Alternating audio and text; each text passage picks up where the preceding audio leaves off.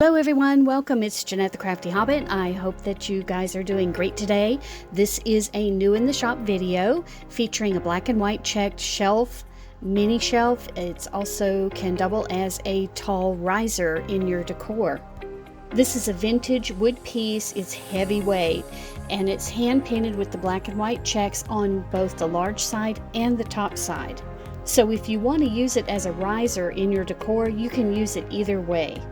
Now it also has two grommet holes on the back, so you can also hang it on the wall and use it as a mini shelf.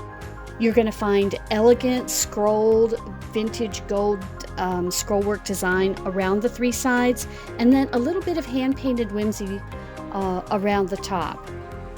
All in all, this piece has elegance and a little bit of that French country feel as well.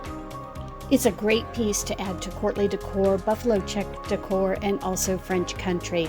If you like this piece and you want to grab it, you can scan the QR code right here in the video and have it shipped to your doorstep, insured shipping, or you can use the first link in the video description. If you prefer to use traditional checkout through online shopping cart, use the second link in the video description.